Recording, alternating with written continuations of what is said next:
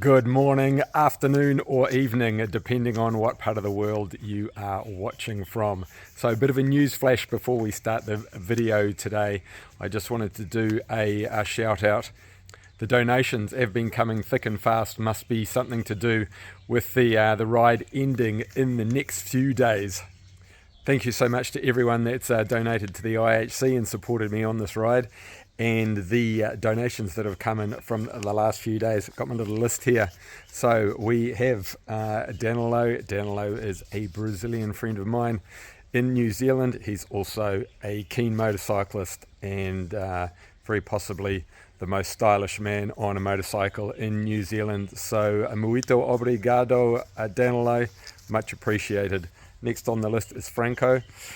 Franco, I'm pretty sure we haven't met, and apologies if we have somewhere along the way, but it's always a little bit special when someone is a follower, and because most people like to support you because they know you, but it's always a little bit special when someone likes what you're doing and they tip some money in the pot for your charity. So thanks, Franco.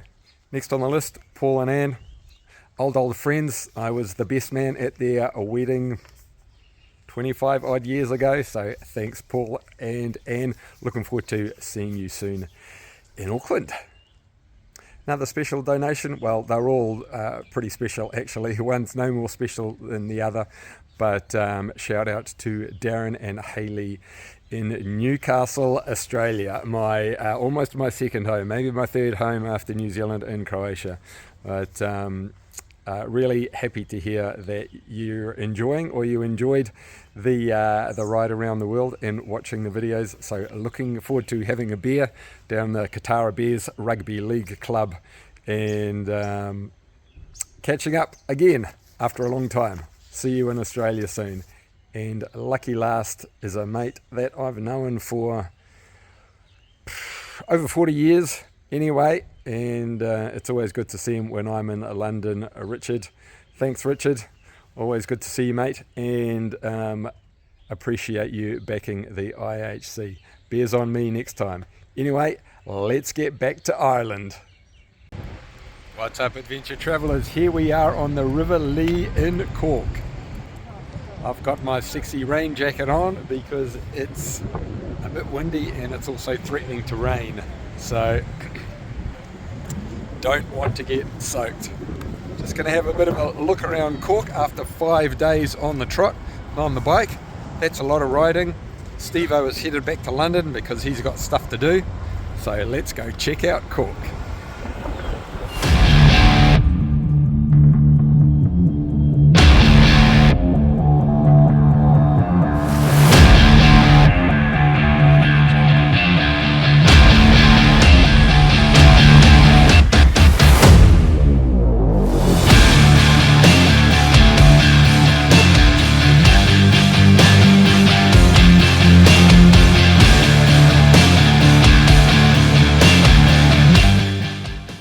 Alrighty, first stop of the day is the Holy Trinity Church on the River Lee. As you can see, it's a Catholic revival church in the Gothic style of architecture. They're doing some works on the other side of the road, so we can't get up close and personal, but it's pretty cool structure. I think most of the churches around this way will be Catholic. Ireland is a pretty Catholic dominated part of the world. I'm sure there are one or two Protestant churches around, but you need to go a bit further north to find those. Alrighty, and behind me is the National Monument, and the National Monument has been built to commemorate all the people, soldiers, etc. over the years that fought against the English.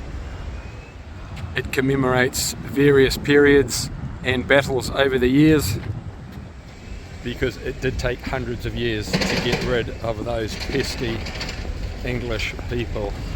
But anyway, go the Irish, the fighting Irish. Alrighty, there's the main drag in the Cork, but there's also this retail strip in the back streets. It's a bit more interesting, but It's just a row of shops really, so nothing that special to be fair, but quite a few people milling around, a few cafes and bars. It's warmed up a bit so I can take the high-vis jacket off. It's just about lunchtime too, so time to go find some food. Here we are in front of another Irish Roman Catholic Gothic cathedral. This one is St Finbarr's Cathedral. Pretty impressive looking. Let's see if we can get up close and personal. It's not a huge cathedral, but it's pretty imposing and it's very ornate. The Gothic architecture gives it an imposing and eerie feel. Alrighty, well it seems like that was the back of the cathedral, and this is the grand entrance. So there you go. Those Roman Catholics knew how to build a church, didn't they? So the church has been here for 14 centuries. The old craftsmanship isn't too shabby.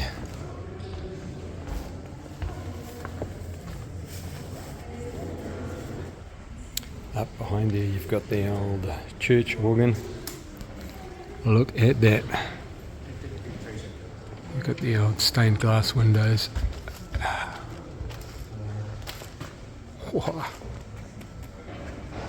Wow.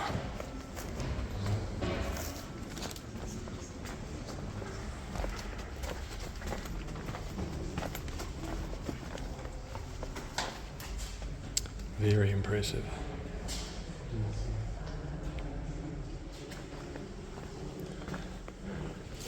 Here you've got the scale model.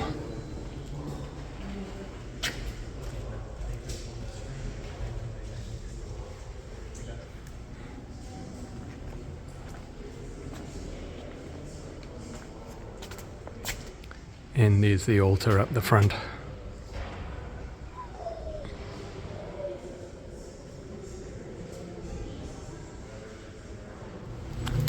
So that was St Finbarr's Church, and note to viewers, it's an Anglican church, not a Catholic church.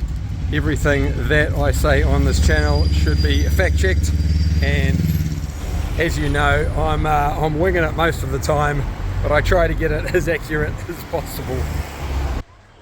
And we are here on the top of the hill at Elizabeth Fort. It's an artillery fort, and it is the oldest and best preserved fort in all of Ireland.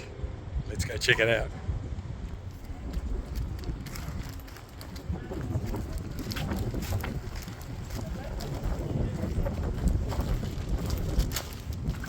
Hello.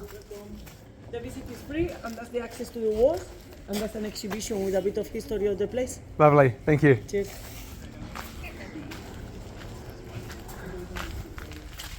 Wow. Pretty cool.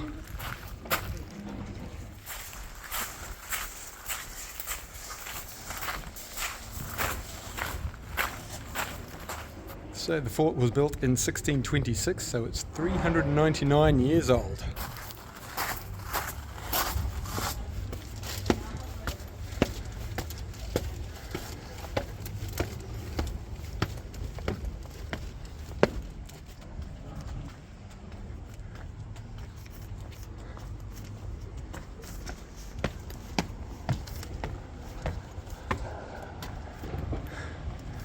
Not a bad view over Cork. There's the River Lee.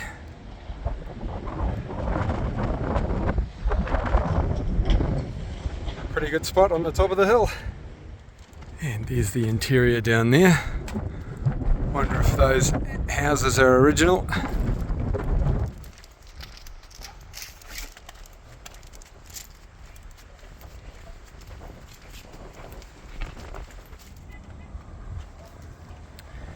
And that's St Finbarr's Cathedral, where we were before. Here's the guy making the cannonballs for ammunition.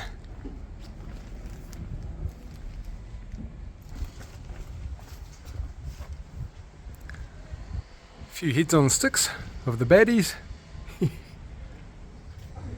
And that, ladies and gents, was Elizabeth Fort. Hope you enjoyed that quick little tour. Alrighty, murals are more of a Northern Ireland thing than in the Republic of Ireland, but here's an interesting one. Guy with a cardboard box on his head in the shape of a house.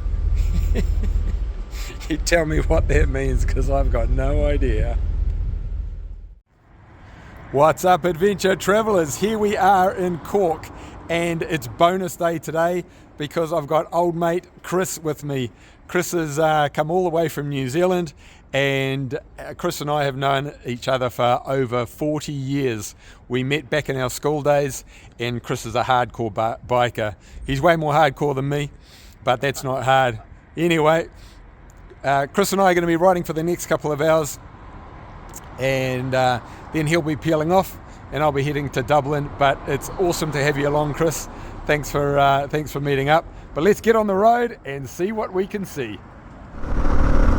And we have cleared Cork and are on the way to Waterford.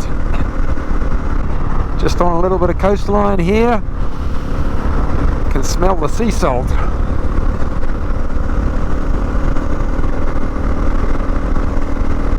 I've been told that the east coast of Ireland isn't as dramatic as the west coast, but that's okay. It's still a nice ride north, and the weather is playing ball, so no complaints there.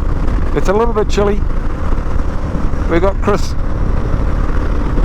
in the rear view mirror there, so he'll ride with me to Waterford, and then I'll carry on to Dublin. Final stop! Last chance to donate to the IHC, so if you're thinking about it, if you're enjoying the ride, please throw a few dollars in the tin for the IHC. If you're enjoying this ride, give the video a thumbs up. If you'd like to see more, subscribe, and to support the channel, share with family and friends. Alrighty, we've had a little bit of rain, but the sun has come out to play again. The good news is that Chris is coming all the way to Dublin tonight. So we're going to ride halfway up the coast, and then we are going to take a left turn into the national park just south of Dublin and spend maybe, I don't know, probably take 2 hours to get through the national park. So hopefully we'll have some interesting vistas to show you very soon. In the meantime, we'll just enjoy the sunshine and the canopy trees. Look at this, beautiful. Nice and green, nice and clean, and nice and sunny. The sun's trying to stream in through the canopy. Rain and sun and rain and sun. It's been the story of Ireland, really. Still, it beats riding on the motorway, that's for sure. I quite like the dark parts. Beautiful forest.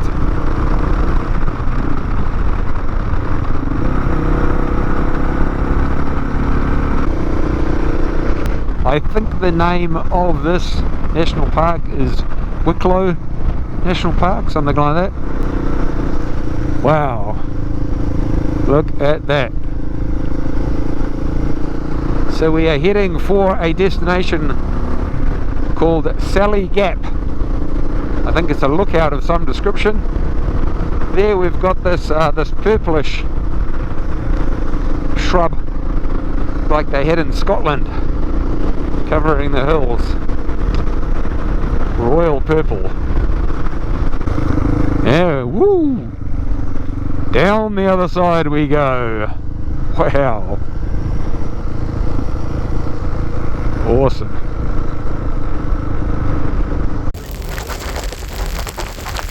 We've just stopped for a bit of a view off the cliff, and it's pretty amazing.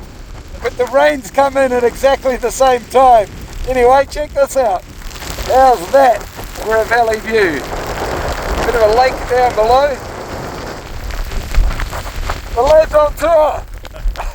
Hey. Chris is brave enough to take his helmet off, but I'm not.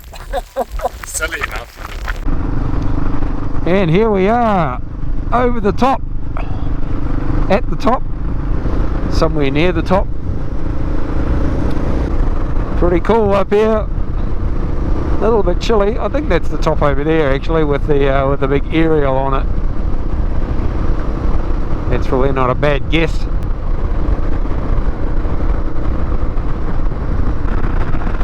Alright, I think this is the top. Well, the top for the road. Might not be the top of the mountain. The top of the plateau, that's what I'm meaning to say. Oh, maybe we got a bit more to go. Don't go off the edge, brother! Woo! I'm pretty sure that's Dublin down there, and I'm pretty sure that we're going down the other side of the national park. And here we are in Dublin, in the burbs of Dublin, not far from the hostel, and the final stop on Two Wheels to Everywhere's journey. This is it. This is the last stop. Year and a half. Motorbike shop. Wow, we made it. Couple of days here on the ferry and it's a wrap. Unreal. Alrighty, we are somewhere in central Dublin, hopefully not too far from the hostel, and there's a big church that's having some work done on it. Come on, red light.